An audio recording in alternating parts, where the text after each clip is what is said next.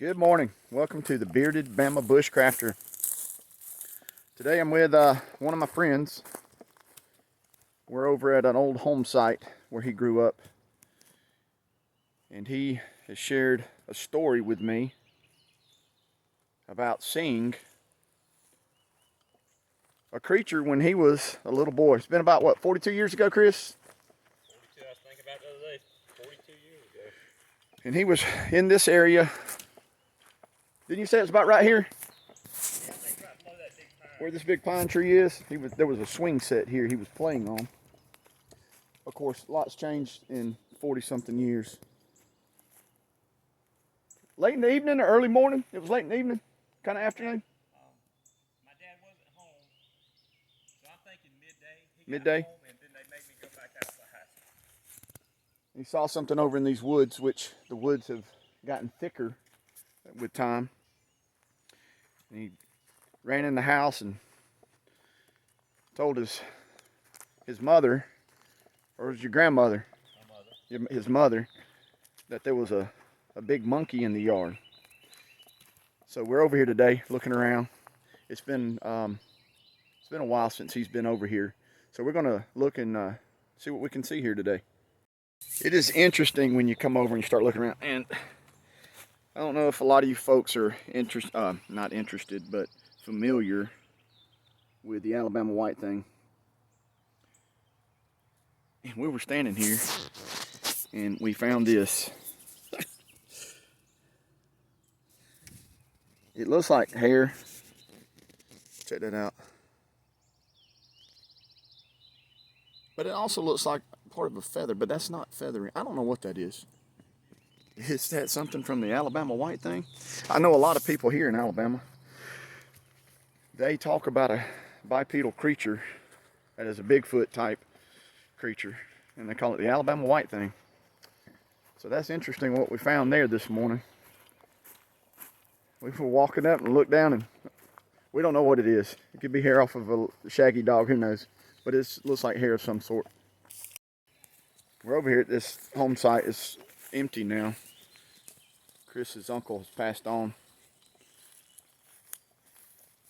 But there's This used to all be clear. just kind of abandoned and being grown up. The woods have gotten thicker over time. But we've come up down by that big pine tree and over to that wood line. That was probably about, man, that wasn't but about 20 or 30 yards from where you remember that swing set. What you see? We got a coyote here. Where'd he eat? He's standing right there, and I missed it. I just seen a coyote. A coyote. Oh, he wasn't tight. He was kind of out. Would have been cool to catch the coyote on film.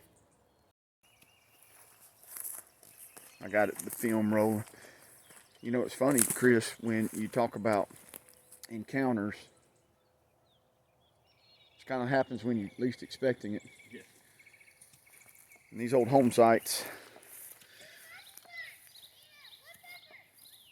A woodpecker. These old home sites here, seems to be a lot of things happen. Paranormal nature. You hear about people talking about ghosts. You know, haints, we call them here in the South.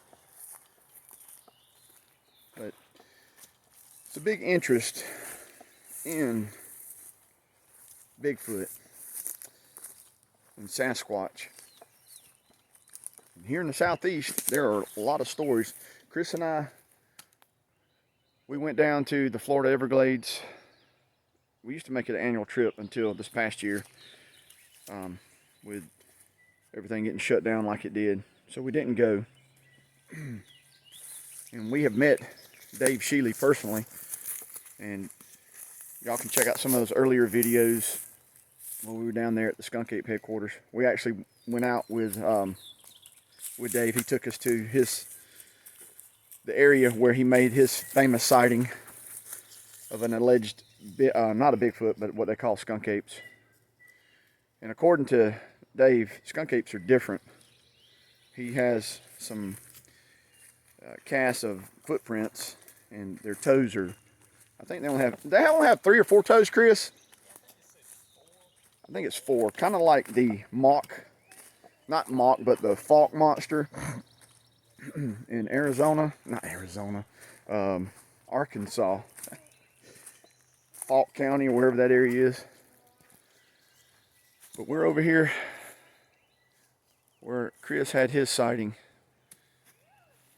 And, you know, it's good to talk about things like this. What did he see? Yeah, he was a little boy. But, you know, Chris is just a year or so younger than me, and that image is still imprinted in his mind strongly today. When we walked up and he first was showing me where that where he was, you know, it was like just I was there with him. The detail he was giving me. It seems like when we have some kind of experience that is, I guess in a way, traumatic, you know, it burns into your memory. And there are a lot of people who have had certain experiences with something they could not explain. And you know, it's firmly burnt in their minds. There are a lot of people who have had encounters and they don't want to talk about it. You know, we are funny creatures. We like to ridicule each other and make fun of each other. But I think it's interesting to talk about this subject. There's an old fire break. About a year ago, some folks were burning back in here, and the fire got out of hand, and it came up on to Chris's family's property and almost got to the old home. But to get back to what I was saying, you know, there are a lot of people who have had encounters, you know, and they don't want to talk about it. They're afraid to talk about it, you know, simply because people will make fun of them, call them kooky. You know, if people want to call you crazy, kooky, you know, so be it. I've been called that. But I like getting out. This is how we learn about stuff. This is how we learn if something exists, or if it don't, you're not going to learn about it just sitting there. Getting out and being on site. I'm on site of where someone saw something, and Chris described it as a big monkey, and he said it walked upright. It was standing here. I'm gonna walk over to where it was standing and kind of get an eye view of where the creature would be standing, looking at Chris. And getting back up to that fence line, it is thick with muscadine. Muscadines are wild grapes here. Man, I thought you was an animal running up on me, boy. Finley's out here with us this morning. Watch your step. Man, it is cool this morning. And we have a beautiful bluebird sky. Look at that. Beautiful. Trying to get over here to this fence. And let's get a point of view from that. Okay, coming over here. There's an old ditch that is right here where the fence line. I'm gonna try to get in there. There's a lot of greenbrier. And as you know from my past videos, I rate greenbrier like I do fire ants. Scourge. Okay, so I am standing here where Chris pointed out the general area. The woods are behind me. Finley done found him a bucket. Oh, 5-gallon bucket. Oh, metal bucket. All right, so I'm gonna point the camera. Chris said there's a cherry laurel tree right there by that pine tree. And Chris was saying that's about where his swing set was. So we're approximately 20 to 30 yards. And he said he was just happened to look up, and there's this creature standing here looking at him. That would be, I don't care what age you are, that would be, that'd be pretty interesting. borderline terrifying that a big hairy creature standing in the woods just watching you. Finley's found him a bucket. Got a hole in it. That used to make. I don't know if they still make metal buckets. All kind of stuff come in them. Paint. That's cool, Finley. Chris was telling me, I'd never heard this name until Chris was telling me this story. And Chris has shared the story with me. It's been a few years back. But his grandmother and mother called this creature the chicken man. And he explained that his grandmother said they had chickens. And I'm going to see if we can get to where the chicken coop was, if Chris can remember that.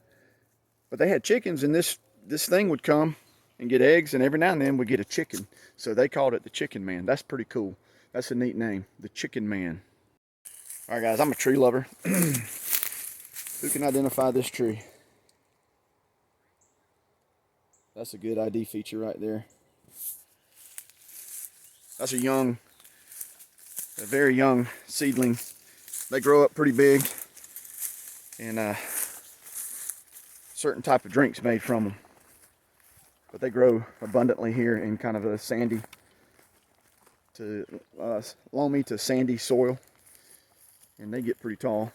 All right, we're gonna walk over here where Chris can see if he can remember where that chicken coop was. All right, well, what Chris was showing me right in here, almost on the other side of this property, man, that sounds right, was a chicken coop. And I was just thinking as he was telling me this, and how I was sharing with y'all that his grandmother and mother called him the chicken man. If you'll look, right here was approximately area, there was a barn, a big barn here. The chicken man may have been coming to get him a meal.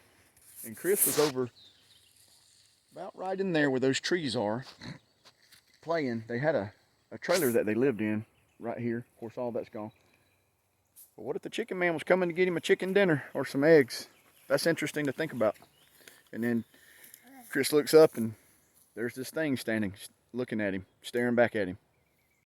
All right, this is cool. We have found, from a distance, I thought it was a pecan tree. Check this massive tree out. And for the type of tree that is a chinaberry tree. That is one of the biggest chinaberry trees I have ever seen in my life. Look how big this thing is. It's huge. It's fun coming to these old home sites here in the South, and all the plants that people would put out in their yard for, you know, their landscaping. There's mimosa trees everywhere. Here's a catalpa tree right in there. And catalpas are, sometimes they have these worms on them, a catalpa worm.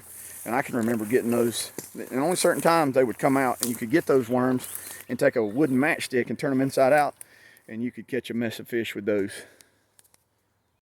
I'm gonna have to get Chris to get me some permission to come over here and collect some of the.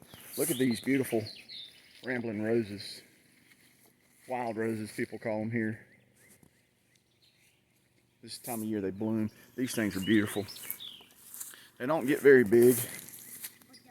My grandmother used to have soap, and it was made, and it looked just like this. Different colors.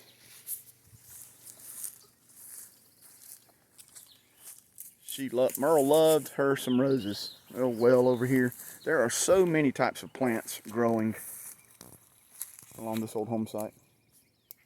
Let's pan around here. But Chris and I, we have a pretty big interest in Bigfoot, and he wanted to share this story with us. And then, so thought we'd come over here to this home site and just walk around. It's interesting that we came up. We found that it looks like hair. I guess that's something we should collect, but I don't have the proper tools to collect things to keep it, you know, from, you know, messing it up. Because I think you have to have like clean implements and bags to store it in. We don't have none of that stuff. We're we're I don't even know what you'd call us. Goobers, I guess. We're just standing here looking around. Chris was telling me how much bigger this place used to seem. It's funny as children how big a place seems, and then when you come back and revisit as an adult, and it seems so small. But down there, I don't know if you can see the truck sitting there. That's the road, county road, and about where Chris is that area where he was playing. And man, he has a real strong memory of this encounter, and that's cool to have that. Well, folks, what do y'all think? Wanted to come over here.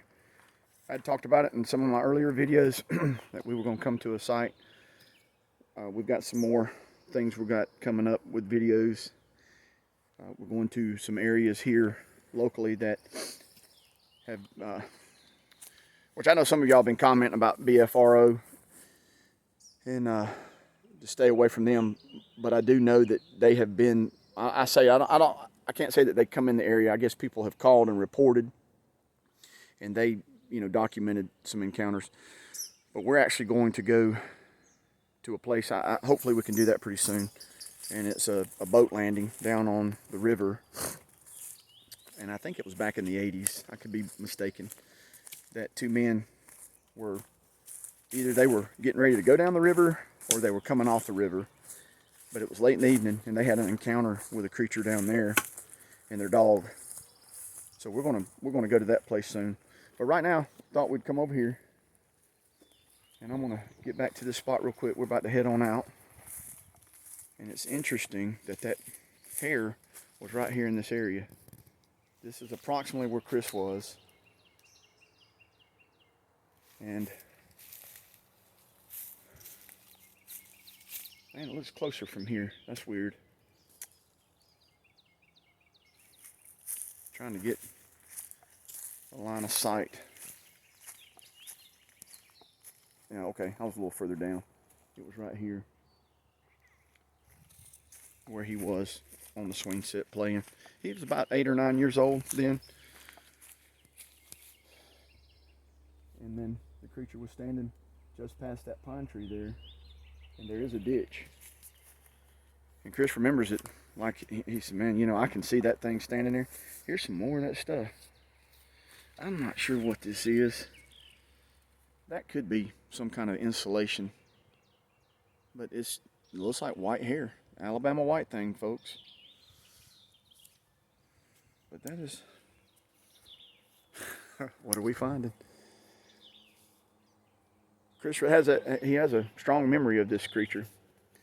And I think it's cool that he shared this with us. And hope you guys enjoy this video. Y'all comment below and hit that like button. And if you're not a subscriber, please go ahead and start subscribing. And I want to say thank you. Y'all look back at my video. I'm doing a giveaway. Right now we have one person that's interested in that bill hook. And so far he's the winner. But we're going to do it next week, May 15th. I see I was wrong, May 13th. Which is next Thursday. All right, guys, I appreciate every one of y'all. Thank you for following along with these videos, and I hope y'all have a wonderful day. Y'all take care.